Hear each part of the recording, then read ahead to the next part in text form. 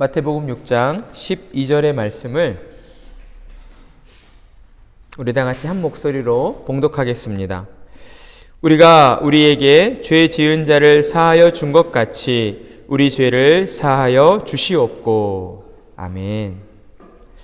예수님께서는 우리에게 기도의 모범을 가르쳐 주시고 계십니다.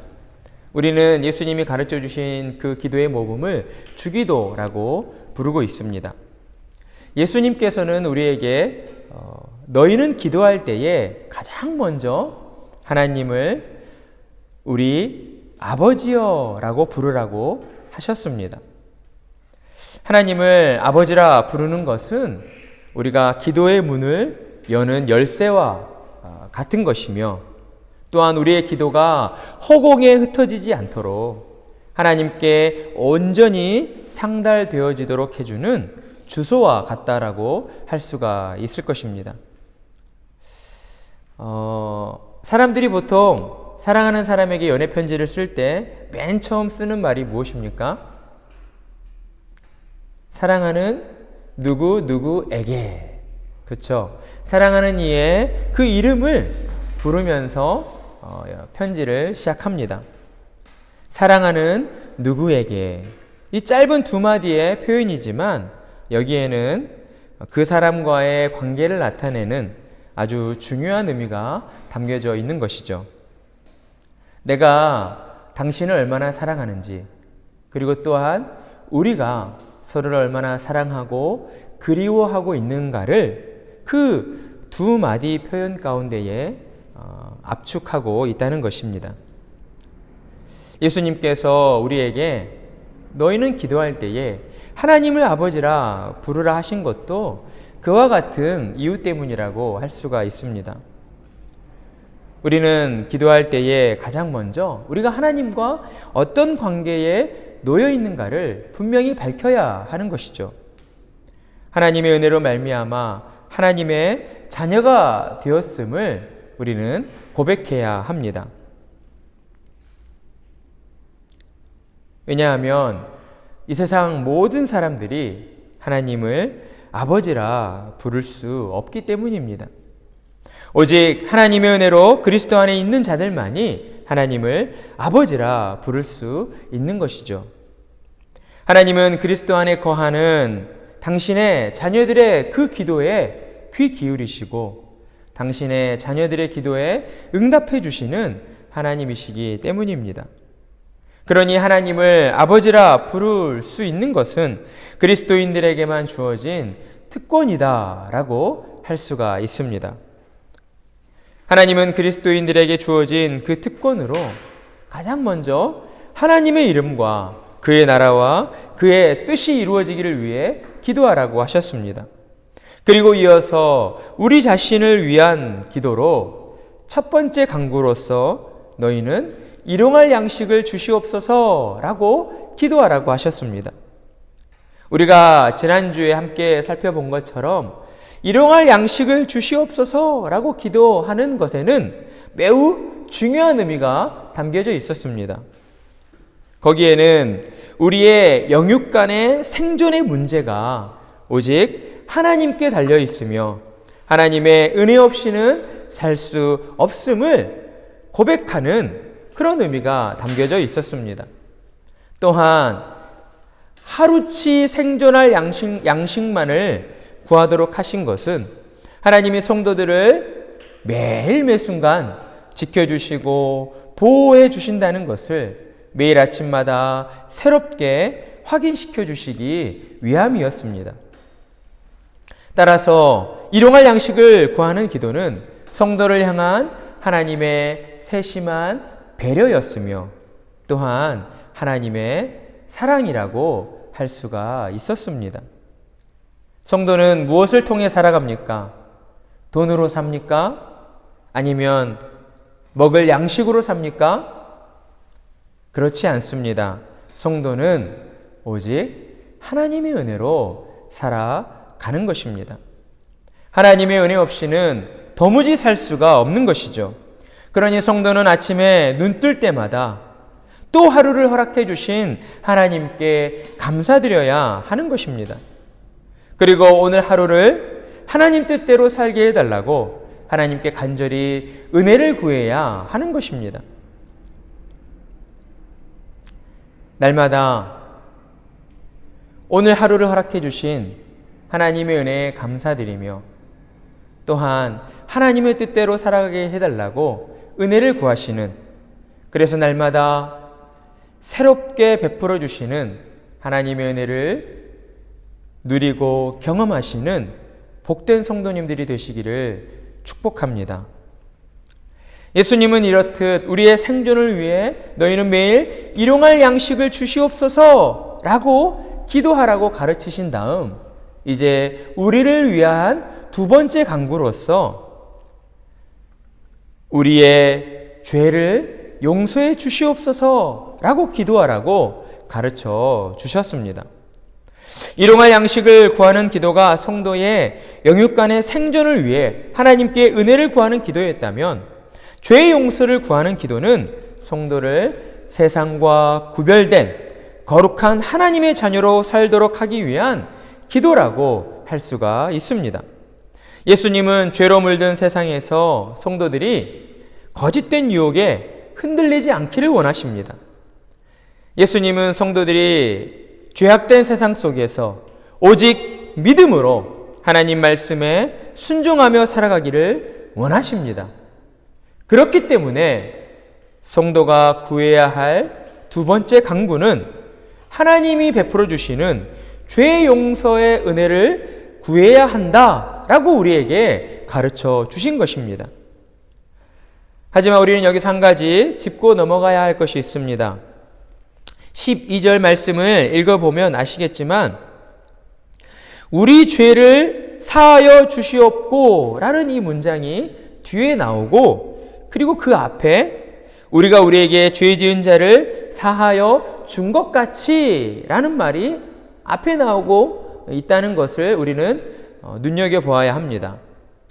왜냐하면 이 12절의 말씀만을 볼 때에는 마치 우리에게 죄 지은 자를 용서해 준 것이 조건이 되어서 하나님, 내가 나에게 잘못한 사람을 이렇게 용서해 주었으니 우리의 죄를 용서해 주시옵소서 라고 기도하는 것처럼 보여지기 때문인 것이죠.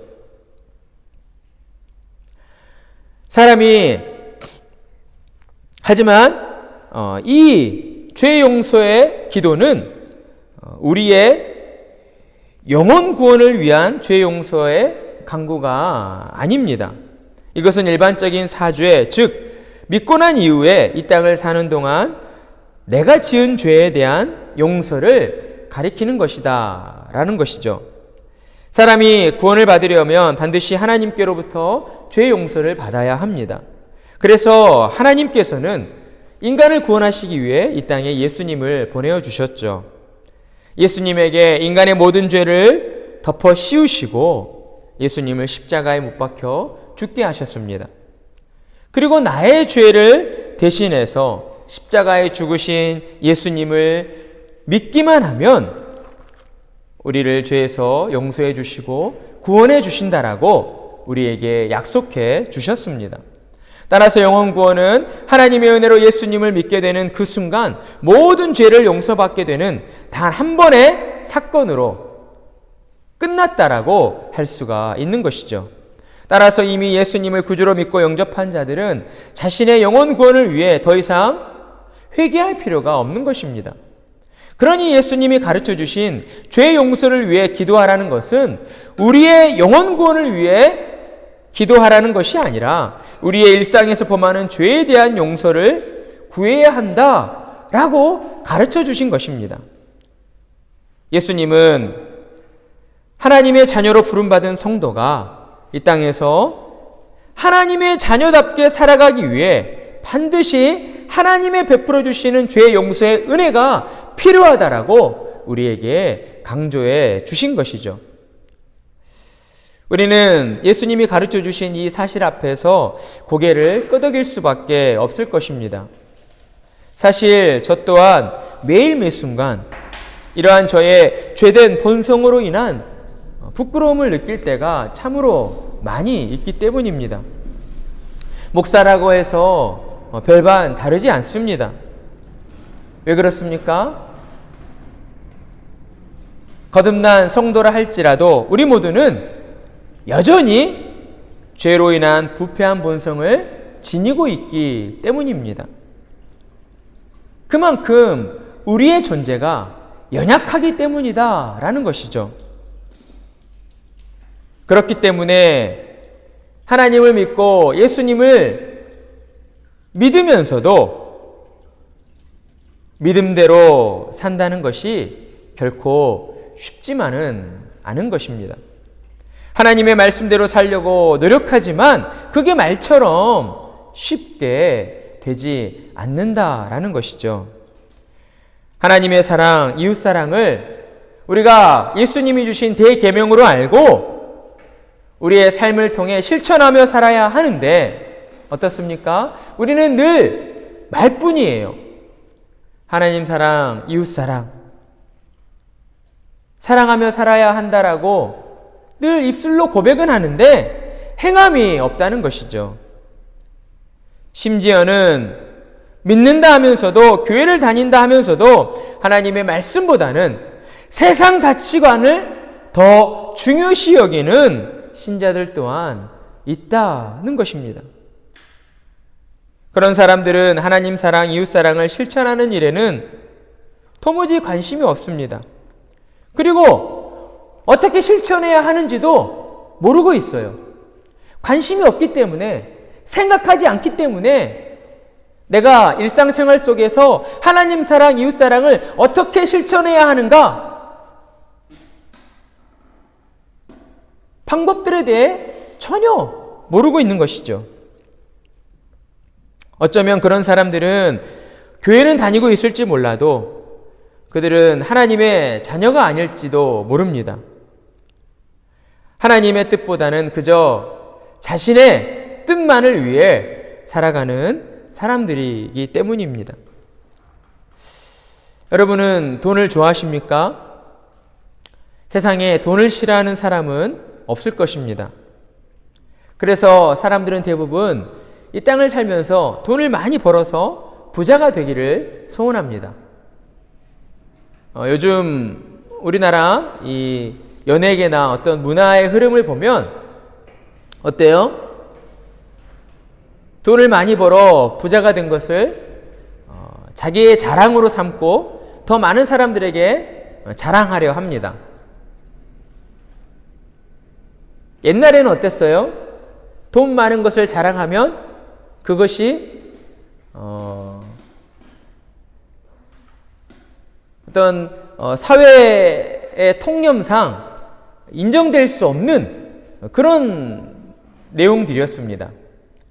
하지만 요즘에 보면은 돈이 많고 부자가 된 것을 자랑하는 것이 또 사람들에게 인정이 되어지는 문화입니다. 그래서 사람들은 자신의 어떤 노력으로 돈을 벌어 부자가 된 사람들을 추종하고 그 사람들을 따르려고 하죠. 이런 면에 있어서 성도들도 크게 달라 보이지 않습니다. 하지만 정말 중요한 것은 돈을 벌어야 하는 그 이유에 있어서 성도들과 불신자 간에 큰 차이가 있어야 한다는 것입니다.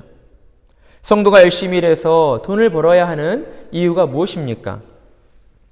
여러 가지 이유를 댈 수 있겠지만 성도가 열심히 일을 해서 땀 흘려 돈을 벌어야 하는 첫 번째 이유는 하나님의 영광을 위해서입니다.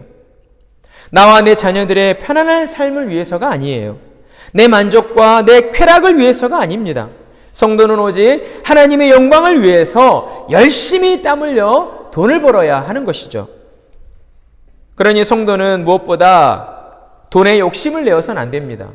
왜냐하면 욕심을 내는 그 순간 돈의 노예가 되어버리기 때문이에요. 돈을 버는 것 자체가 죄이거나 잘못된 것이 아닙니다. 하지만 돈을 버는 그 이유와 목적, 우리 마음의 동기가 어디에 있는가? 우리는 그것을 따져보아야 한다는 것이죠. 부자가 되는 것만을 목표로 삼고 하나님을 믿어서도 안 될 것입니다. 부자가 되려고 하나님을 믿는 사람들은 참된 믿음을 가진 사람들이 아니에요. 그들은 거짓된 우상을 섬기는 이단자들일 뿐입니다. 또한 쉽게 돈을 벌고자 하는 일에도 관심을 가져서는 안 되는 것이죠. 왜냐하면 그러한 방법들은 하나님이 원하시는, 하나님이 기뻐하시는 방법들이 아니기 때문입니다. 오늘날 우리 주변을 둘러보면 재테크나 투자를 통해서 쉽게 돈을 벌었다 하는 분들이 있습니다. 저는 그분들이 무조건 잘못됐다고 말하고 싶지는 않습니다. 하지만 하나님을 믿고 따르는 성도라면 과연 이런 방법들이 하나님의 뜻에 합당한가를 한 번쯤은 생각해 봐야 한다는 것이죠. 재테크나 투자의 개념은 과연 성경적인가? 결론부터 말씀드리자면 이런 것들은 성경적이지 않다라고 할 수 있습니다. 이러한 개념은 세상에서 만들어진 개념들이기 때문입니다. 그러다 보니 무엇을 보면 그것을 잘 알 수 있습니까? 그 개념에 하나님의 가르침이, 하나님의 정신이 녹아져 있는가 하는 것을 살펴보면 되는 거죠. 재테크나 투자의 개념에 이웃사랑의 개념, 이웃사랑의 정신이 담겨져 있습니까? 그렇지 않죠. 세상이 우리에게 가르쳐주는 손쉽게 돈을 버는 재테크나 투자의 개념들은 항상 이렇습니다. 누군가가 돈을 벌면 반드시 반대쪽에 있는 다른 누군가가 손해를 보거나 돈을 잃게 되어 있습니다. 이것이 세상이 말하는 지렛대의 원리예요. 누군가가 돈을 가지면 누군가는 가난하게 되어 있는 거예요. 이게 세상의 경제 논리입니다. 하지만 하나님이 우리에게 가르쳐 주시는 방법들은 세상의 방법들과 같지 않다는 것이죠. 하나님은 어느 한쪽이 피해를 보는 것으로 특정한 사람들이 부자가 되는 것을 원하지 않습니다. 하나님이 우리에게 가르쳐 주신 방법들은 모든 사람들이 함께 더불어 잘 살아가는 방법인 것이죠. 신약 성경에 보면 초대교회의 성도들이 자신의 귀중품과 집을 팔아서 교회의 공동체와 함께 나누며 살았던 것을 우리는 볼 수 있습니다. 이처럼 하나님은 성도들이 자신의 것으로 사랑하는 형제들과 이웃들과 함께 더불어 잘 살아가기를 원하신다라는 것이죠. 그러니 성도는 세상적인 방법들로 부자가 되려 해서는 안 되는 것입니다. 정직하게 열심히 살아서 하나님이 주신 것에 감사하며 살아야 하는 것이죠. 하나님, 저는 정직하게 열심히 살았습니다. 그런데 왜 저는 부자가 되지 못합니까? 불법을 행하며 정직하게 살지 않았던 저 사람들은 부자가 되었는데 왜 저는 부자가 되지 못합니까? 라고 하나님 앞에 불평불만을 토로해서도 안 되는 것입니다. 그렇다면 성도는 어떤 마음가짐을 가져야 합니까? 부자가 되는 것 또한 하나님의 주권이라 믿고 그저 나에게 주어진 하루하루에 만족해하며 감사함으로 살아야 하는 것입니다. 그리고 만약에 하나님께서 내게 먹고 살 만큼 그 이상의 돈을 주셨다면, 한마디로 부자가 되게 하셨다면 성도는 자신의 쾌락과 만족을 위해 그 돈을 쓰지 아니하고 우리 주변을 둘러보며 돈이 없어서 힘들어하는 이웃들을 위해서, 돈이 없어서 질병을 치료받지 못하고 있는 어려운 사람들을 위해서 사용해야 하는 것입니다. 이렇듯 성도는 내게 있는 것으로 어려운 사람들을 도와주며 살아야 합니다. 세상에 하나님의 사랑이 흘러가도록 해야 하는 것이죠. 그래서 우리의 선행을 통해서 믿음 없는 사람들이 하나님을 찬양하고 하나님께 영광 돌려드리도록 해야 하는 것입니다. 이것이 성도가 열심히 일해서 돈을 벌어야 하는 이유인 것입니다. 이렇듯 성도는 하나님의 영광을 위해 매일 하나님 앞에 나아가 죄 용서를 구하면서 살아야 하는 것입니다. 그런데 여기서 한 가지 이상한 점은 예수님께서 우리가 하나님께로부터 죄 용서 받기 위해선 먼저 우리에게 죄 지은 자를 용서해 줘야 한다라고 말씀하신 것입니다. 12절 말씀을 보면 우리가 우리에게 죄 지은 자를 사하여 준 것 같이 이 말씀이 조건부처럼 먼저 나오고 있고 그 다음에 우리 죄를 사하여 주시옵소서라는 말이 뒤에 나오고 있기 때문입니다. 하지만 원어 성경을 보면 우리말 성경에서 순서가 바뀌어져 있다는 것을 알 수가 있습니다. 원어 성경을 보면 우리 죄를 용서해 주시고 라는 말이 먼저 나옵니다. 그리고 그 뒤에 이어서 우리에게 죄 지은 자를 용서해 준 것 같이 라는 말이 나오고 있습니다. 본래 헬라어라고 하는 이 말의 그 어순이 우리처럼 뭐 주어 동사 목적어 이런 식이 아니라 그들은 중요한 말을 무조건 앞에 둡니다. 그래서 어순이 좀 우리가 맞지 않더라도 그들은 의미가 담겨져 있는 중요한 말을 앞에 두는 거예요. 그러니까 원어 성경을 봤을 때에 우리 죄를 용서해 주시고 이 말이 앞에 나와 있다는 것은 그 말이 더 중요하다라는 것을 우리가 알 수가 있는 것이죠. 그러니 12절 말씀은 우리가 우리에게 죄 지은 자를 용서해 주었기 때문에 하나님이 우리의 죄를 용서해 주신다는 그런 의미로 하신 말씀이 아니라는 것을 우리가 알 수가 있습니다. 이 부분의 의미를 좀 더 바르게 이해하기 위해서 우리는 마태복음 18장에 나오고 있는 죄 용서에 관한 비유의 말씀을 살펴볼 필요가 있습니다. 마태복음 18장을 보면 베드로가 예수님께 이런 질문을 합니다. 예수님, 형제들 가운데에 누군가가 잘못을 저지르고 나에게 찾아와 죄 용서를 구했을 때 우리는 그들을 몇 번이나 용서해 줘야 합니까? 라고 질문하자 예수님께서 뭐라고 답변하셨습니까? 예수님께서는 베드로와 제자들에게 7번을 70번이라도 용서해 줘라 라고 말씀해 주십니다. 그러니까 예수님께서는 죄를 깨닫고 뉘우치는 자에 대해선 무제한으로 그를 용서해 줘야 한다라고 말씀해 주신 것이죠. 그리고 이어서 용서에 관한 비유의 말씀을 들려주십니다. 어느 날 왕이 자신의 종들 가운데에 이제 종들을 불러 모아서 종들에게 빚을 청산하려고 합니다. 그런데 그 가운데에 10,000달란트 빚진 종이 있었던 것이죠. 10,000달란트 빚을 진 종은 자신의 능력으로는 도저히 갚을 수가 없었습니다. 그러자 왕은 종에게 너의 몸과 아내와 자식들과 너의 소유를 다 팔아서 갚아라! 라고 명령합니다. 그러자 그 종이 어떻게 합니까? 자신의 몸과 아내와 자녀를 다 파는다는 것은 너무나 비참한 일이잖아요. 도저히 그렇게 할 수는 없으니까 왕 앞에 무릎을 꿇고 왕이시여 제발 한 번만 참아주십시오. 제가 갚을 테니까 제발 저에게 기회를 주십시오 라고 왕 앞에 간청하게 됩니다. 그러자 왕이 그 종을 불쌍히 여기고 그에게 그의 10,000달란트 빚을 모두 탕감해주고 자유의 몸으로 보내어 주게 됩니다. 왕에게는 사실 이 10,000달란트가 그렇게 중요하지 않잖아요. 왕은 모든 것을 가진 사람이니까.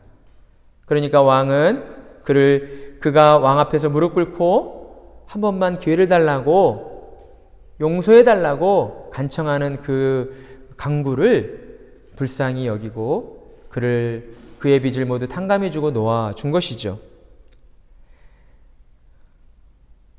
이렇게 10,000달란트의 빚을 탕감받은 종은 이제 자유의 몸이 되어 기쁜 마음으로 자신의 집으로 돌아갑니다. 그런데 자신의 집으로 돌아가던 그 길에서 누구를 만나죠? 100데나리온 빚을 진 자신의 동료 한 사람을 만나게 돼요. 그게 모르는 사람도 아니고 자신과 가까이 지내던 동료라는 거죠. 그런데 그는 그 동료의 목을 부여잡고 빚을 갚으라고 다그치기 시작합니다. 그러자 그 100데나리온 빚진 동료 또한 자신과 똑같이, 자신이 왕에게 했던 것과 똑같이 친구여 조금만 참아줘, 내가 갚을 테니 조금만 기다려줘 라고 간청을 하죠. 하지만 10,000달란트를 탕감받은 그 종은 100데나리온 빚진 동료를 참아주지 못하고 그가 빚을 갚도록 옥에 가두어 버리고 맙니다. 이 소식을 왕이 듣게 돼요. 그러자 왕은 분노하죠.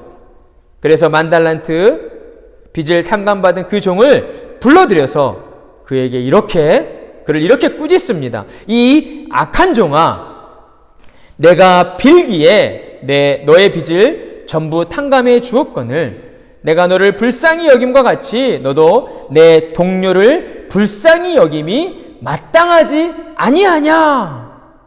라고 그를 꾸짖으며 그를 다시 옥에 가두어 버리고 맙니다.